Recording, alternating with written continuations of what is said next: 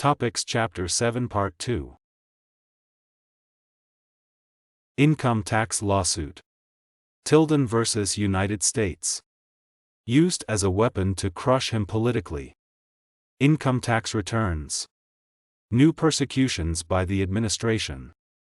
The capitulation of the administration. The ignominious end of 7 years' persecution. Letters of Edwards Pierrepont, Special Counsel for the Government. S. L. Woodford, United States District Attorney. Green Arth Raum, United States Commissioner of Internal Revenue. Charles J. Folger, Secretary of the Treasury. And Benjamin H. Brewster, Attorney General of the United States. The Honorable Green B. Raum, Commissioner of Internal Revenue, General, enclosed please find. 1. Original proposition by Mr. Vanderpoel, of counsel for Mr. Tilden, for settlement of the income tax suit against the latter on payment of the expenses which the United States have incurred or become liable for in bringing and preparing this case, and 2. Copy of letter from Mr. Pierrepont enclosing such proposition to me for transmittal to you. In Mr. Pierrepont's report to the Acting Attorney General, dated November 27 ultimo, and referred to in the enclosed letter from him to me, Mr. Pierrepont advised that this action be dismissed on condition of payment of expenses incurred. I suppose that a copy of that report has been or will be sent to you from the Attorney General's office, with copy of my letter to the President, of November 19 ultimo, in which I agreed with Mr. Pierrepont in advising discontinuance of this suit. I advise the acceptance of this proposition of settlement, and beg to accompany this recommendation with the following statement. On January 24, 1877, I entered on the duties of this office. On January 22, 1877, 2 days before that date, the capias was issued by my predecessor, and this suit was then formally commenced. The complaint was subsequently drawn. Then the defendant answered, both denying any indebtedness and setting up as an affirmative defense that as to all the years during which income taxes were due, except 1862 and 1863, he had made no returns, but had been assessed and had paid the taxes so found due by the United States assessors, with added penalties, and claiming that such assessment and payment satisfied the claim of the government. To that defense I demurred. That demurrer was argued and sustained. This left the cause at issue on the allegations of the complaint and the denials of the answer. Subsequently, after full examination of what details of evidence were then within my reach, and after full consultation with the then Attorney General, I filed a bill of discovery in May, 1879. To that Mr. Tilden demurred. He was again unsuccessful and appealed to the Supreme Court. That appeal is now pending unheard. Meanwhile the spring of 1880 had come. Special Agent E. D. Webster had, about August 1, 1879, been assigned by you to ascertain as far as possible the real facts in the case and to assist in preparing for trial. Although sufficient evidence was not in our possession when we filed the bill of discovery in May, 1879, I thought in the spring of 1880, with the additional help of being then able to put Mr. Tilden on the stand and examine him in person, we could try the case as well as we ever could. Mr. Webster, who had worked with great energy and skill, and to whom I owed most that I really knew about the probable facts, did not think the government ready for trial on the facts, and strongly advised against trial at that time. On my application for special counsel to assist in preparing the case and in the trial, Mr. Pierrepont and Mr. Arnault were retained for the government. There seemed to me then an additional reason for the trial of the case then. Mr. Tilden had been a candidate of one of the greatest political parties of the country for the presidency in 1876. During that canvass the allegations were made, out of which this suit grew. In January, 1877, after that election had occurred, the suit was commenced. In the spring of 1880 his name was again frequently mentioned in connection with a presidential nomination in the following summer. It seemed to me that the case should then be tried and Mr. Tilden relieved from its imputations, or the claim of the government established in court. Mr. Tilden, however, himself applied for the postponement until autumn. That postponement was granted by direction of the government, communicated to me through Mr. Pierrepont on the 29th day of March, 1880, on which day I accordingly consented to the adjournment for which Mr. Tilden had applied. Since then there has been no term of the court at which this case could be tried consistently with the engagement of our judges and the condition of our calendars. It can now be put on the calendar for the next February term of the District Court, and possibly can then be tried. Its trial will occupy from 4 to 8 weeks. Mr. Lanier, who was living in spring of 1880, and whom we thought a valuable witness for the government, is dead. Others, and important witnesses, whom I then thought willing and available, now remember nothing and are not available. Note: I was assured by Mr. Tilden that the letter containing what is here designated as a proposition originating with Mr. Vanderpoel, of counsel for Mr. Tilden, for settling the income tax suit, by his paying the expenses incurred in prosecuting the suit to date, so far from originating with him, as actually propounded to Mr. Vanderpoel by the government's counsel. When the proposition was submitted to Mr. Tilden he said, "I can afford to settle this suit upon these terms, but Mr. Folger, the Secretary of the Treasury, cannot. He cannot afford to make me pay the expense of instituting the suit for which he admits that he has no cause of action." J.B. The appeal at Washington on the bill of discovery is still pending unheard. Whether Mr. Tilden's health is such as to enable him now to be examined for continuous days, and in matters going into minute details running over many years long past, I do not know. I am told he is not. At all events, I doubt our practical ability to secure or compel his attendance for such examination. I seriously doubt our ability to succeed. As to all the years except 1862, 1863, and 1868, we must confront the fact that our assessors fixed what tax Mr. Tilden should pay, and he paid it. As to 1862 and 1863 and 1868, he made returns. As to 1862 and 1863 we have no proof. As to 1868, we can perhaps show that his taxable income exceeded what he stated it to be in his return, by $48,405.59. Tax on this is $2,420.26. If Mr. Tilden is right in his view of the law, shared by many, and even accepted, I think, by your Bureau in 1877, as to the years when he made no returns, but allowed the assessors to fix his income and then paid his tax as fixed by them, then the year 1868 is the only one on which we can recover. If the view as argued by me and sustained by the opinion of Judge Blatchford is the correct one, then we are left to prove his income for the years 1864, 1865, 1866, 1867, 1869, 1870, and 1871.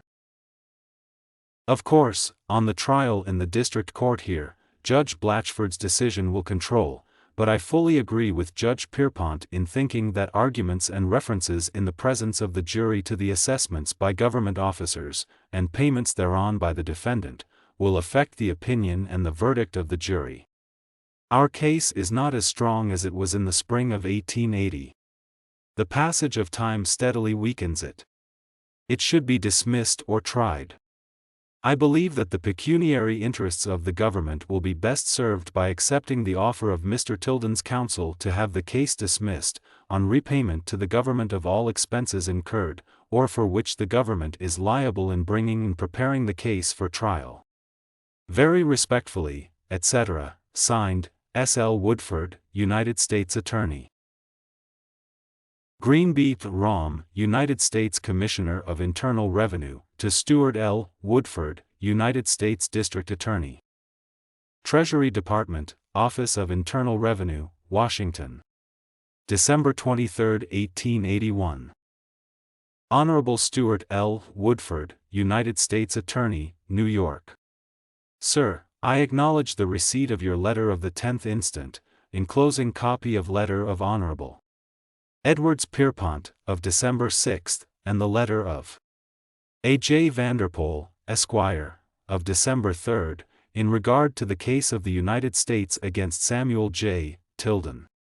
The suit against Mr. Tilden was instituted because of a belief founded upon the recognized fact of his great wealth, much of which was understood to have been accumulated during the tax period, that he was largely indebted to the United States for taxes upon income. This suit was not instituted until after one of the justices of the Supreme Court of the United States had held in a similar case that the United States had a right to sue for the recovery of unpaid income tax. If an investigation into this case has developed the fact to the attorneys of the government that there is no cause of action against Mr. Tilden, then the suit should be dismissed at the cost of the United States. If the attorneys for the United States are satisfied that a good cause of action exists, but in consequence of the death of some of the witnesses and the difficulty of establishing the facts in the case, are of opinion that the government cannot recover, then a compromise for costs and expenses would seem admissible. If, upon the other hand, the district attorney and his associates are satisfied that Mr. Tilden is indebted to the United States, and if put upon the witness stand by the government that he would disclose such facts as would secure to the government a verdict, then, in my opinion, if a compromise is effected, it should be upon the basis of the payment of a considerable sum of money in satisfaction of the claim for taxes. If the case could be brought to trial, it seems to me that Mr. Tilden should be made the first witness, and if his testimony failed to make out a case for the government, I would dismiss the suit. I respectfully submit whether this would not be the best plan to pursue. It certainly would be no hardship to Mr. Tilden to have him spend 2 or 3 hours in the witness box to testify, in regard to his income for which the government claims. He could be given ample notice of your intention to call him as a witness, so that he could prepare the necessary memoranda in advance. My impression is that should you pursue this course you could get through with Mr. Tilden as a witness in 30 minutes, and test before the court and the country the question as to his liability for taxes. Very respectfully, signed, Green B. Raum, Commissioner. Edwards Pierrepont, Special Counsel of the United States, to the District Attorney of the United States. 156 Broadway, New York, January 28, 1882. General Stuart L. Woodford, United States Attorney, etc. Sir, I returned from Washington a week ago this day, having seen General Raum the day before I left. I promptly saw Mr. Vanderpoel, Mr. Tilden's counsel, and he assured me that Mr. Tilden is in a very feeble condition of health, but at Mr. Tilden's house Mr. Vanderpoel had discussed that matter thoroughly, as he last night at my house assured me. Note: here we have an official admission that the most prominent individual in the nation had been summoned by its government to answer to charges of perjury and fraudulent accounting, not upon any evidence in its possession of any such specific crime having been committed, but solely upon the recognized fact of his great wealth, much of which was understood to have been accumulated during the tax period. By whom was the fact of his great wealth recognized in 1867? By whom was much of it understood to have been accumulated during the tax period? And how much? On these crucial matters not a ray of light for court or country. It is shocking to think that the vast inquisitorial powers of the judiciary of such a nation as ours should by any possibility ever lapse into the hands of men who ought to be cutting stone or picking oakum with felons. Mr. Tilden asserts, and will swear, if he is ever able to take the stand, that it is utterly impossible for him, or for anyone else, to find out whether or not he paid all the tax which the law might have exacted, that he had no partners, and was not obliged to, and did not, keep regular books, when he was regularly assessed, and paid, with full penalty, all that the officers of the government demanded, for which they gave receipts. He supposed that he has paid all that any law could require, and gave himself no further trouble about it. His first return was 20 years ago. That lapse of time, if nothing else, would make it impossible, without books, for any human ingenuity to discover what gains, profits, and income he had, in the 3 years mentioned in the complaint, in excess of the sum of $600, and in excess of the sum which was subject by law to a duty at a lower rate than 10%. Any excess of the sum which he was entitled by law to deduct from his gains, profits, and income in estimating the amount thereof, he was required by law to pay a duty. In addition on any excess of the amount of gain, profits, and income upon which he paid a duty for those years, and also over and above the sum paid within said year, by said defendant, for national, state and country, and municipal taxes on his property or other sources of income. The above sums paid by the defendant for the rent of the homestead used or occupied by himself or his family, and above losses sustained by the defendant upon sales of real estate purchased by him within said years. He further states that he did not make returns, because it was impossible from the nature of his transactions to make such returns as he could swear to, and because, like many others, he was not willing to disclose his affairs to all persons, some of whom would be likely to make unreasonable claims upon his bounty. He cannot tell whether, even under the decision of Judge Blatchford, he would be liable for anything or not, if all the facts could be ascertained, but that he is willing to pay, as proposed, if that will end the matter. I append a copy of an elaborate report which I made to the Attorney General, in which I fully discussed the difficulties of the case, which report I beg that you will send to General Raum. I wrote that report after full consideration of the question whether the case ought to be dismissed without costs. I think that the Commissioner of Internal Revenue will feel it due to us, either to take the responsibility himself if ordering the case to be dismissed without costs, or to accept the compromise offered, or to direct the cause to be tried, or to throw the responsibility upon us. I am very truly yours, signed, Edwards Pierrepont, Special Counsel for the United States. The Secretary of the Treasury to the Commissioner of Internal Revenue. Treasury Department, Washington, D.C., May 23, 1882. Honorable Green B. Raum, Commissioner of Internal Revenue. Sir, you have placed before me a letter from Honorable Edwards Pierrepont, and one from the United States Attorney at New York City, in the matter of the suit of the United States v. Samuel J. Tilden. It is a case that should not be brought to trial without a reasonable prospect of success. It is one also in which, if there is no reasonable prospect of success, there should be no attempt to try it, nor should any terms be insisted upon, or sought, upon throwing it up. Of course I intend to place upon the counsel for the government the responsibility of advising as to the prospect of success, or rather, I intend to leave that responsibility upon them, as of right if belongs there. I suppose that you have given to counsel all the facts that you are able to supply. It is for counsel to determine and advise whether they are enough to warrant the trial of the suit. If they furnish a fair prospect of success on a trial, it should be had at once. If they do not, the case should be discontinued. It is due to the citizen that he be brought to trial, or that he be freed from the expectation of it. And if there is not enough in the facts to refuse him the latter, it does not seem to me just or worthy of the government that it exact or take from him a price for the privilege. Respectfully, etc., signed, Charles L. Folger, Secretary Treasury. The Attorney General to the Secretary of the Treasury. Department of Justice, Washington. July 21, 1882. Sir, on the 21st of June were sent to me the papers pertaining to the suit of the United States against Samuel J. Tilden for my further examination. With this I return those papers to you, having given the subject my consideration. Among the papers I found your letter of May 23, 1882, to Honorable Green B. Raum, Commissioner of Internal Revenue.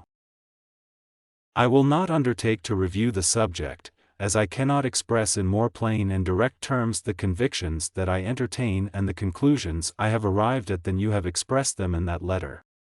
I concur in all you say. You explain the true policy and principle that should regulate the proceedings on behalf of the government against Mr. Tilden. The last sentence of your letter propounds the rule by which the case should be regulated. You say, it is due to the citizens that he be brought to trial, or that he be freed from the expectation of it. And if there is not enough in the facts to make it proper to refuse him that letter, it does not seem to me just of worthy of the government that it exact or take from him a price for the privilege. I am positively opposed, as a point of principle and integrity of governmental action, in cases like these, to have them pursued when they should not be, and to surrender them only on condition of receiving from the defendant compensation to pay the counsel of the government. It is beneath the dignity of the government to stoop to such a settlement of any such case.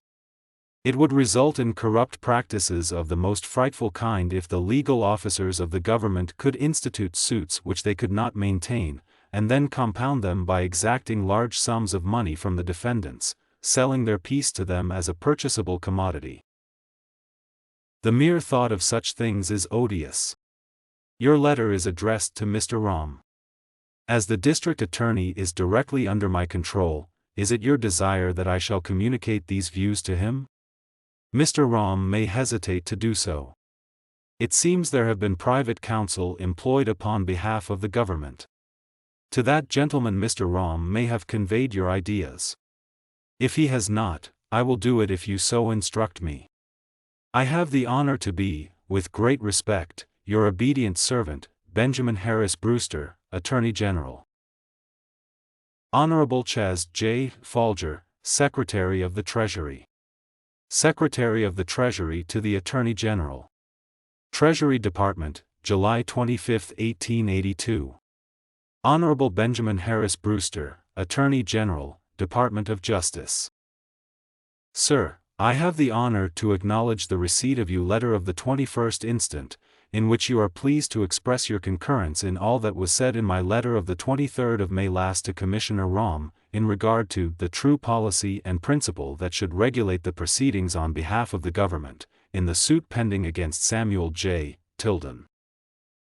In reply to your inquiry as to communicating those views to the United States Attorney, and to the private counsel employed by the government in this case, I have the honor to say that my letter to Commissioner Raum has been made known to Judge Pierrepont, and, therefore, all that is now needed, in my judgment, is for the Attorney General to inform the United States Attorney at New York, and Judge Pierrepont, that the Department of Justice and the Treasury Department concur in the views put forth in my letter to Commissioner Raum, and that it is for counsel and the court to say what shall be done with the case, according to the rules and practice of the court. Very respectfully, signed. Chas. J. Folger, Secretary. United States Attorney Stuart L. Woodford to Greenby, Raum, the Commissioner of Internal Revenue. Office of the United States Attorney for the Southern District of New York. New York, October 7, 1882. The Honorable Green B. Raum, Commissioner of Internal Revenue. General, having determined as to the final disposition of the income tax case against Mr. Tilden, I beg to present this report of the case. It was commenced by my immediate predecessor in office, the Honorable George Bliss, by filing a precipe in our district court on January 22, 1877, 2 days before he went out of office. The case continued through various stages of intricate litigation until August 1, 1879, when Revenue Agent E. D. Webster reported to me by your direction to investigate the facts and procure necessary evidence. He was engaged on this duty until the spring of 1880, when I came to the conclusion that the case was as well prepared as was within our then power, and should be tried at the April term, 1880. Witnesses were subpoenaed and arrangements made for the trial. There seemed to me an additional reason for the trial then. Mr. Tilden had been candidate for the presidency in 1876. During that canvass the allegations were made out, of which grew this suit. In January, 1877, after that canvass had closed, the suit was begun. In the spring of 1880 his name was again frequently mentioned for a like candidacy. I thought the case should be tried then and decided. This seemed to me most dignified for the government, and most just to Mr. Tilden. Mr. Webster, however, reported that we were not then ready on the facts. Of the special counsel for the government, Judge Pierrepont did think we could safely go to trial, while our other associated, Judge Arnaud, advised trial. The then Attorney General, Mr. Devons, agreed with Judge Pierrepont. Meanwhile, Mr. Tilden's counsel applied for postponement on the ground of his poor health. Then, against my judgment, and on the direction of the Attorney General, communicated through Judge Pierrepont, the case was postponed, on March 29, 1880, to the November term of that year. Since then there has been no term of our district court at which this case could be tried, consistently with the engagements of our judges and the condition of the calendar, until February, 1882. In September, 1881, President Garfield died. In the preceding July, after he had been shot, and while the entire country was forgetting old differences and uniting in sympathy, I felt and advised Judge Pierrepont that it would be wise for President Garfield, on his expected recovery, to stop this suit himself. On the accession of President Arthur it seemed to me still more wise, as matter of public policy, to discontinue this litigation, and to do this without exacting any costs or conditions, but simply as an act of grace from the government to a citizen. After full consideration with Judge Pierrepont, he came to the further decision, that owing to lapse of time, death of witnesses, payment by Mr. Tilden of such taxes as the government officers had assessed against him, and for other reasons fully set forth in his subsequent report to the Attorney General, dated November 27, 1881, it would be unwise to try the case. These two methods of discontinuance were open. One was to discontinue without costs. This I then advised. The other was to accept an offer which was about that time made by Mr. Vanderpoel to Judge Pierrepont, that Mr. Tilden would pay all the costs and expenses incurred by the government in bringing and preparing the suit for trial. Judge Pierrepont favored accepting the proposition because he feared that if we dismissed the case without taking the costs which were voluntarily offered to be paid, we should run the risk of rendering Mr. Bliss and the government, which he represented, liable to the suspicion of having threatened a groundless action against Mr. Tilden during the canvass of 1876, and which suit was in fact commenced 2 days before Mr. Bliss left office. Both Judge Pierrepont and I thought, as lawyers, that there had been probable cause for bringing the suit, and were unwilling to do so, to allow anything to be done that should be in any manner professionally unjust to Mr. Bliss who began, or myself who had continued, the case which I had found in the office so begun.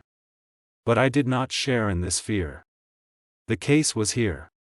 I was responsible for its conduct, and was willing to face whatever just criticism my management of it might involve. Thus differing in opinion as to what we should advise, and feeling that at the outset of a new administration the President should be himself consulted, as Mr. McVeigh had resigned as Attorney General, I wrote the President, on November 19, 1881, stating that for reasons fully discussed between Judge Pierrepont and myself, and which he would fully present to the President, I agreed in advising the discontinuance of the suit against Mr. Tilden in such manner and on such terms as the President might think wisest. Judge Pierrepont presented that letter to the President, had full consultation with him, and was by him referred to the then acting Attorney General, Mr. Phillips. The latter considered the entire subject, having before him the full report made by Judge Pierrepont on November 27, 1881, and then, under date of November 29, 1881, he wrote me officially that the case should be submitted to the Commissioner of Internal Revenue with my opinion and that of Mr. Pierrepont as to the chances of recovery, and also with any proposition of arrangement suggested by the defendant.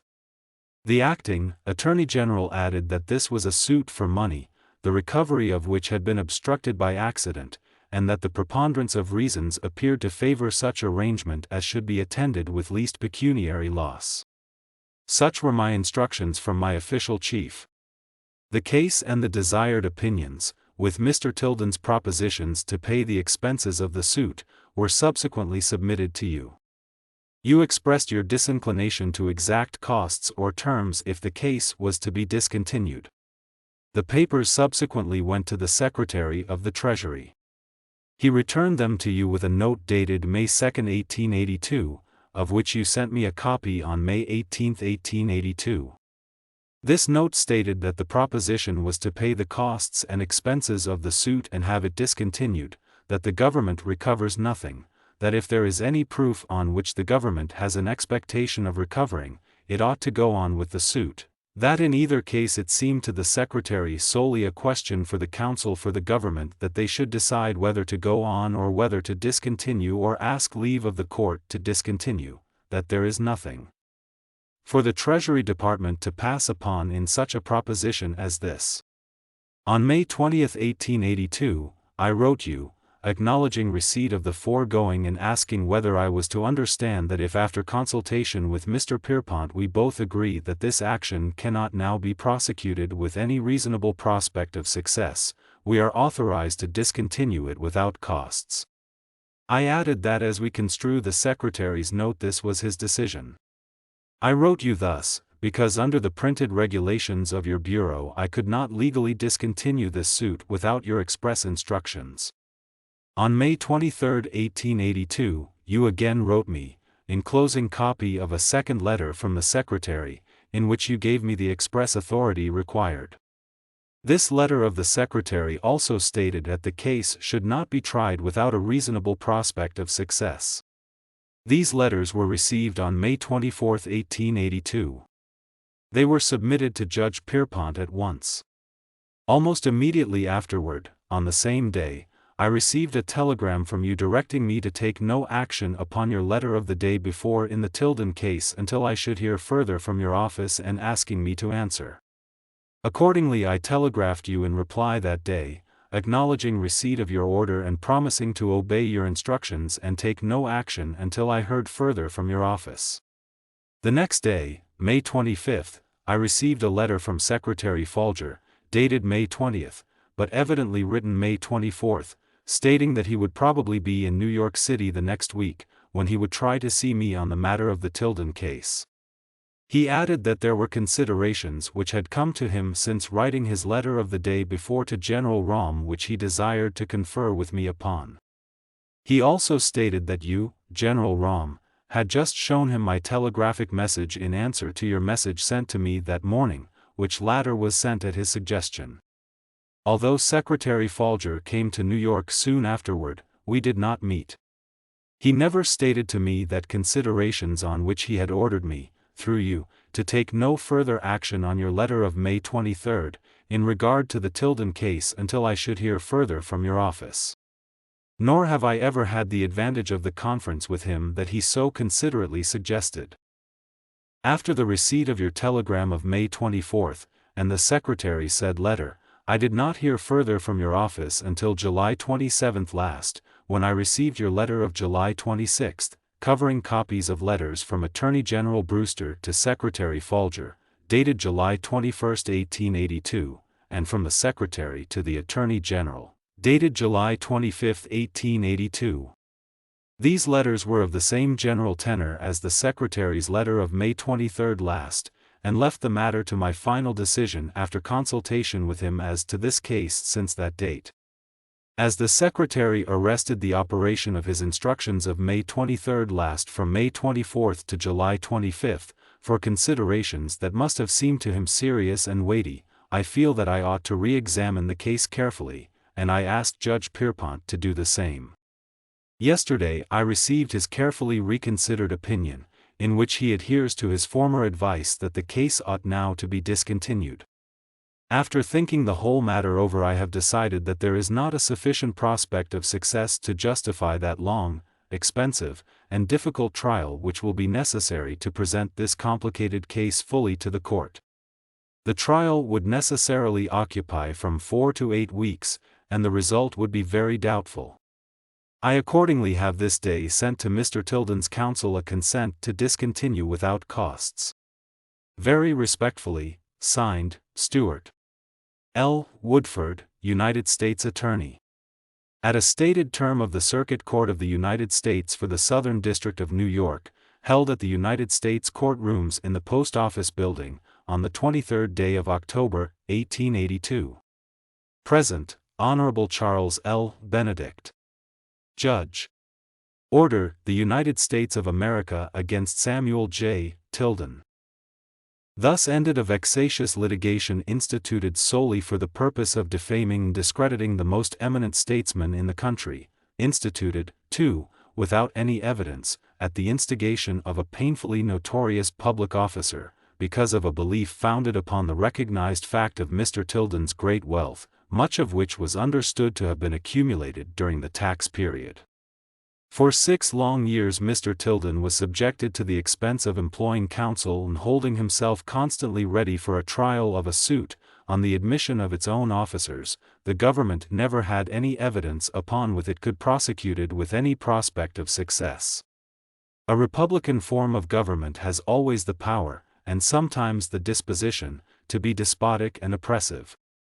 Of this a more flagrant illustration than the one just recited had rarely occurred. End of Chapter 7, Part 2. Please like, subscribe and share these segments, especially to lawyers, judges, librarians globally and educators of American history. All of the audio segments, thanks to YouTube and Google, can be adjusted in settings by speed and translated in multiple closed caption languages.